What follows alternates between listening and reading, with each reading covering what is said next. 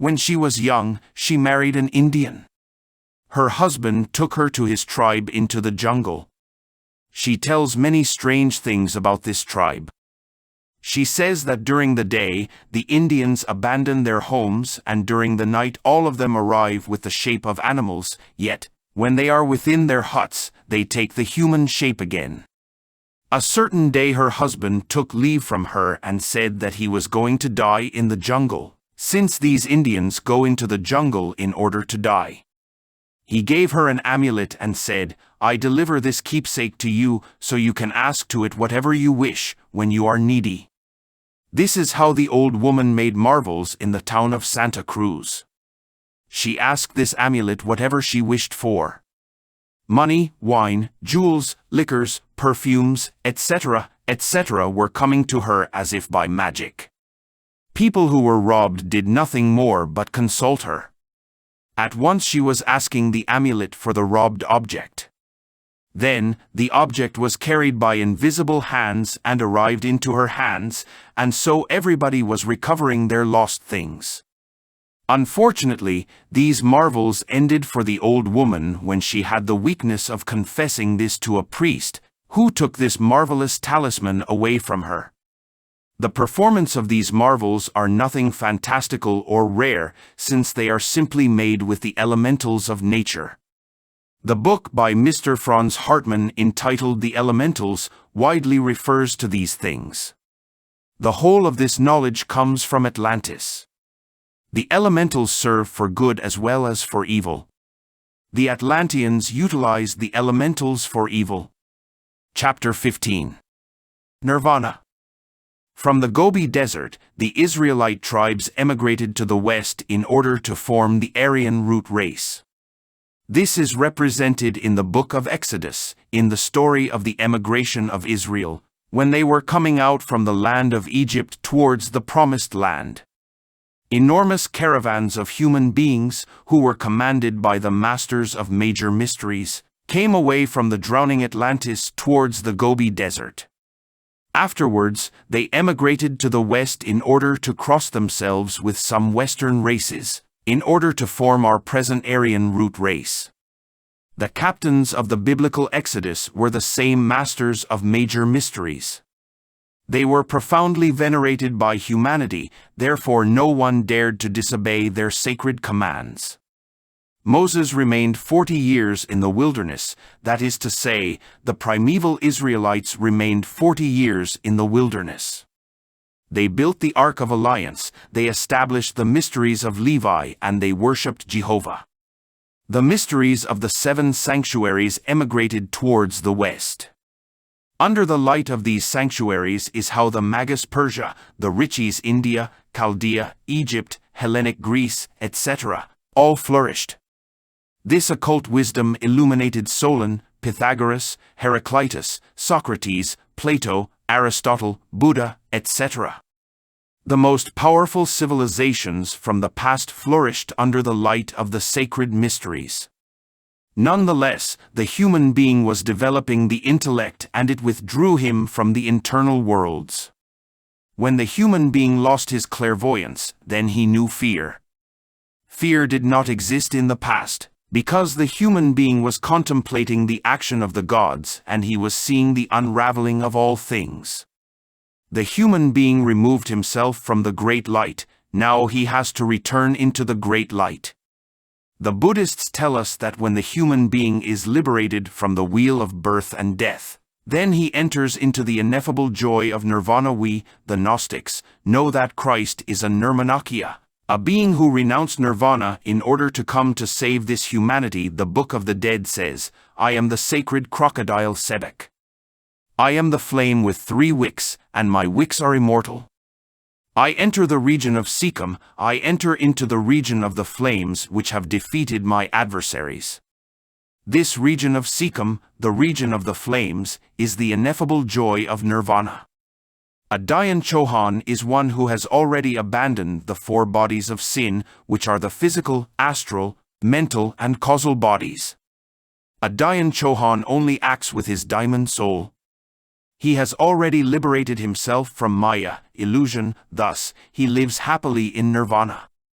The sacred crocodile is the intimate. The intimate is the flame with 3 immortal wicks. These 3 wicks are the intimate's diamond soul, his igneous mind, and Atman, his own spiritual body.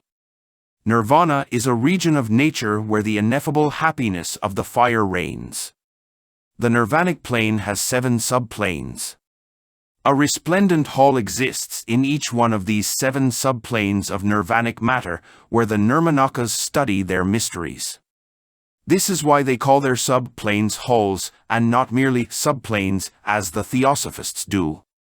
The Nirvanis say, we are in the first hall of nirvana, or in the second hail of nirvana, or in the third, or in the fourth, or fifth, or sixth, or in the 7th hail of nirvana.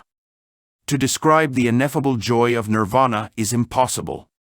There, the music of the spheres reigns and the soul is enchanted within a state of bliss, which is impossible to describe with words. The inhabitants of the superior hail of nirvana use diamond tunics and they carry mantles of distinction over their heads, which fall to their feet. We can visit nirvana with our astral body. The yogis from India, while in the state of samadhi, visit nirvana with their mental body or causal body. However, to pretend to visit nirvana with black magic procedures is the breaking point of madness. The Gnostic knows how to enter into nirvana by utilizing the powers of his intimate. When the Gnostic wants to visit nirvana, he does the following. First, he leaves his physical body and departs in his astral body. Second, when he is already out of his physical body, then he prays to his intimate as follows: Father of mine, take me to nirvana. Then, the intimate transports the soul of the Gnostic towards the ineffable joys of nirvana. The Gnostic procedure in order to depart in the astral body is very simple. The Gnostic takes advantage of the natural state of transition between vigil and dream in order to leave his physical body. This is done with much naturalness, as when one is walking out of his home. The individual simply pronounces the mantra Rusty, and in the moment when he is getting drowsy, he gets out of his bed, not with the mind, nor the imagination, but as if he is really doing it with his body of flesh and bones. Hence, the physical body remains within the bed. The mantra is pronounced many times like this: RRRRRUUUUUSSSSSSSTI. The Gnostics know very well that they must always save their sexual force, because the Kundalini awakens with the sexual force. The mantra RA helps in the awakening of the Kundalini, but it is necessary to know how. This is ignored by the black magicians of the school of Sodom. These black magicians believe that by pronouncing RAMA, while standing on their feet every morning and while taking various inhalations of air, they will purify themselves. What they only demonstrate with this is their complete ignorance regarding the wisdom of the Egyptians. We, the ancient Egyptians, pronounce the mantra RA while in the Egyptian position, which is as follows: our knees are on the ground, the palms of our hands are on the ground and touching each other by the thumbs. Then, our head rests upon the back of our hands. In this position, one pronounces many times the mantra like this: RRRRRRAAAAA. As we have already stated in the previous chapter, in the black ceremony, the ancient black magicians, while enveloped within a cloud, were physically invisible and were transporting themselves to wherever they wished. Christ, the divine Rabbi of Galilee, taught us the secret in order to travel with the physical body within the astral plane. Let us see verses 24 to 32 of the 14th chapter of Matthew.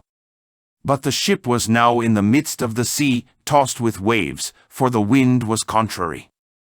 And in the 4th watch of the night Jesus went unto them, walking on the sea. And when the disciples saw him walking on the sea, they were troubled, saying, It is a spirit, and they cried out for fear. But straightway Jesus spake unto them, saying, Be of good cheer, it is I, be not afraid. And Peter answered him and said, Lord, if it be thou, bid me come unto thee on the water. And he said, Come. And when Peter was come down out of the ship, he walked on the water to go to Jesus. But when he saw the wind boisterous, he was afraid, and beginning to sink, he cried, saying, Lord, save me. And immediately Jesus stretched forth his hand, and caught him, and said unto him, Zero, thou of little faith, wherefore didst thou doubt? And when they were come into the ship, the wind ceased. This is the Gnostic secret in order to enter within the astral plane with the body of flesh and bones. Peter walked upon the waters because his physical body, by means of the force of faith, submerged itself within the astral plane. In the moment when he doubted, he went out of the astral plane, and he was close to sinking. The forces of the astral plane were holding Peter when he was upon the waters.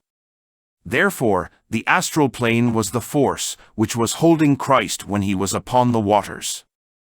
When we, the Gnostics, want to go to the astral plane with the body of flesh and bones, then we utilize the clue which the Master taught us.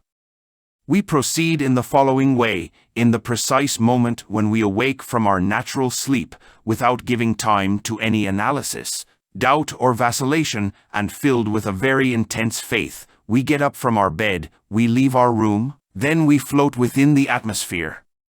Only our faith is what holds us while performing this. Consequently, any analysis, doubt or vacillation damages the experiment. We can also take advantage of the instant in which we are getting sleepy, or simply, in the instant in which the mind is in a profound repose, as a tranquil lake. The physical body floats simply by means of faith. We abandon the force of gravity and the physical plane.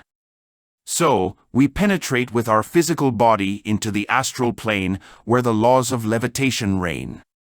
Our disciples also know how to walk upon the waters in the same way as our Master did. Therefore, we are authentic Christians. The black magicians from the school of Sodom also utilize the procedure of the cloud in order to envelop themselves within it and become invisible. They do not forget about mimicry with this, since if they are within a jungle, they have to make the cloud green. If they are within a room of white walls, they have to make the cloud white. In this way they will become invisible. We, the white magicians, utilize the power of our intimate in order to become invisible, yet, this power is delivered to us only when we have deserved it. The black magicians from the school of Sodom believe that with their black experiments they can penetrate into nirvana, yet, they are mistaken. They penetrate into the astral plane, but not into nirvana. We, the Gnostics, can visit nirvana even with our body of flesh and bones. Obviously, modem theosophists will laugh at us because they know not about these things. The unique thing that they have in their heads is an arsenal of theories. But in practicality, they are nothing else but eunuchs of understanding, morbid mystics, and fornicating sybarites. I still remember a theosophist who was a member of a black lodge. How terrified he flew away from a park in Cartagena, South America, when I told him that he was consciously working in the astral plane. This is the breaking point of negativity from theosophists. They horrify themselves simply with thinking in awakening the consciousness. They are only interested in having their heads filled with cockroaches and in living their life asleep. Nevertheless, they say that someday they think they will enter nirvana. Foolish boasters of wisdom know that only those who have already passed through the high initiation, only those who have given their last drop of blood for this humanity will enter into nirvana. All men long for the high initiation, yet they can only reach the altar of the high initiation with the virile member in the state of erection. Explanation in next chapter. Therefore, the Gnostic always lives heroically, always triumphant and always a rebel, like the heroes of Rabelais, who knew nothing of weakness. The Gnostics yearn for nirvana, but they know very well that they carry nirvana within their sexual glands. Thus, they want to self-realize it within themselves by means of courage.